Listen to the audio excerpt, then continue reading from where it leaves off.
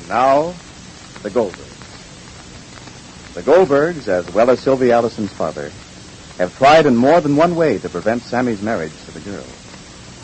With the past in mind, nothing seems more certain to outsiders than the fact that such a marriage will mean a life of unhappiness for the boy and the girl. But Sammy believes himself in love with the girl. And Sylvia? Well, Sylvia's changing. Under the influence of Dr. Cater, she's become something a little different from what she once was. And the questions stand as follows. Has the psychiatrist helped Sylvia and made Sammy worse? Has he made both cases worse, or will Sammy marry the girl and put an end to whatever help is being offered? We get one of the answers right now. Molly! Yes, dear? Where are you? Where am I? Where should I be? I'm here, dear. Rosalie, go see what Papa wants. Papa wants you. You, Molly. So I'm here, darling. Papa wants me.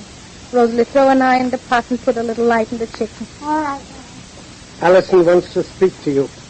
Yes? Oh, he's back from the doctor? Yes. No. No, nothing. He wants to talk to you. And so I'm here, darling. Did he say a word to you? Not yet. He wants to talk to both of us. Oh, so talk to both of us, so I'm here, dear. So where is he? He's coming. He's talking to Sammy? And Sylvia, both. Oh. So evidently Dr. Cater spoke already to him. You want me to set the table, Mom? Yes, dear, of course I want you. Is Sammy going to sit at the table?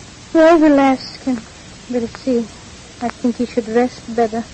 Go ask him, darling. I won't, Ma. When he comes in, you ask him. Why can't you ask him? All right, so I'll ask him. You ask him, I ask him, he asks him. So I'll ask him. Sammy's a little on the high string today. I'm not afraid of Sammy's high string.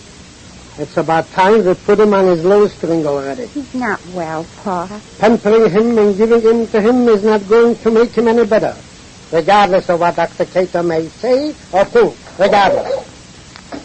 Allison? Come in, Allison. Come in.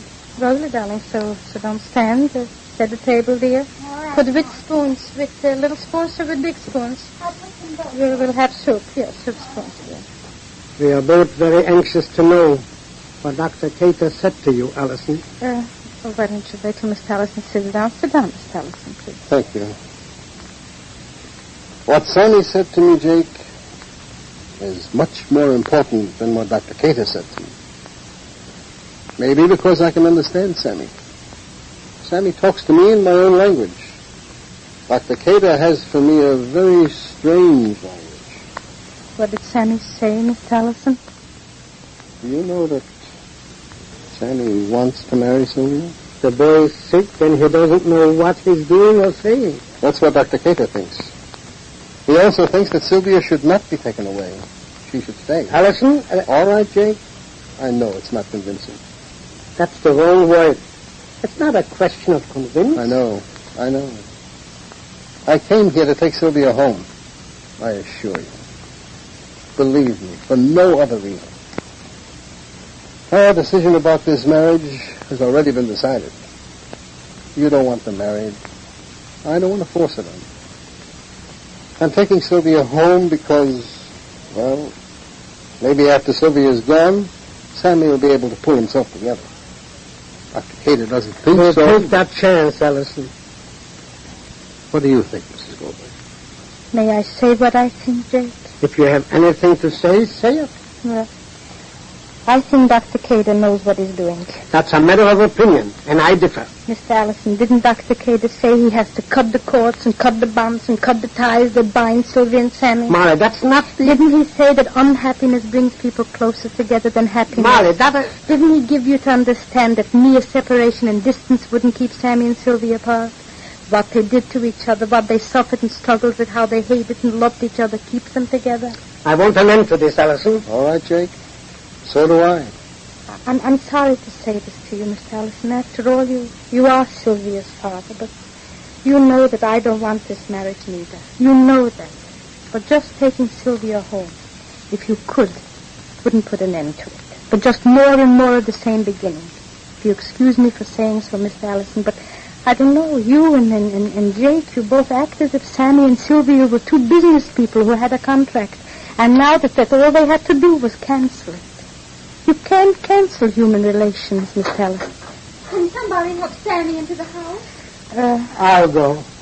Go, Jack. I'm sorry, Miss Thomas.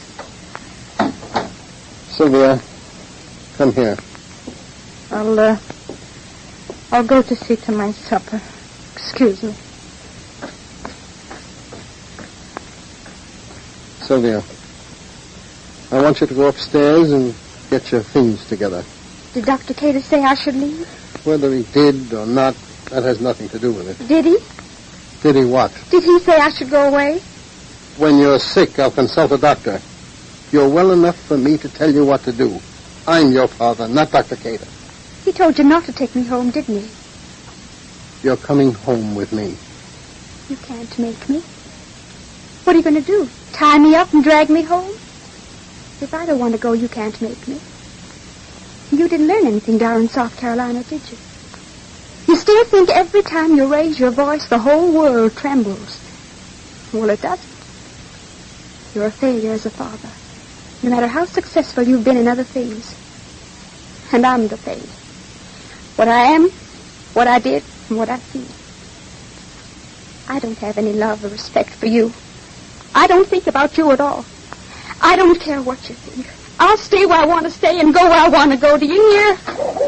Be careful, Sammy. I'm all right.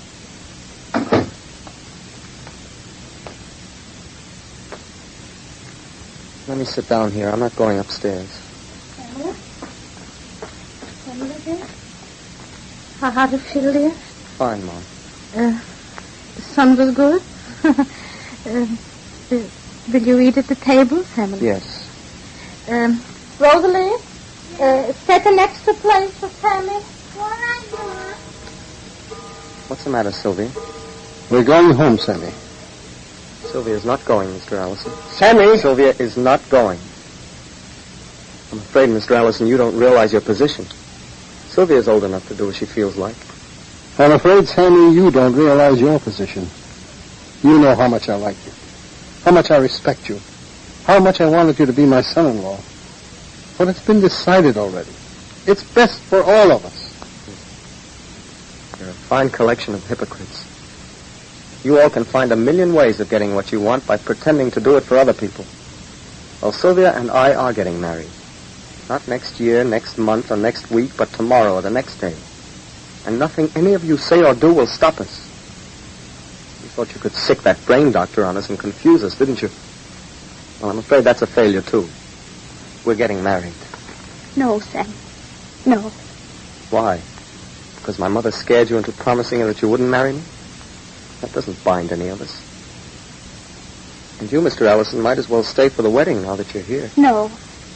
Why not? Are you afraid of what these people will do? Are you afraid they'll get that nut doctor to stop us? I'm not afraid of anyone, Sammy. Then why can't we get married? What's the reason? Who's the reason? The surprise of Sylvia's answer goes from face to face. But on Sammy's, there's a burn of humiliation, and then slowly the blood leaves and paleness grows there. Sylvia can't look at it. And suddenly she turns and runs out of the house.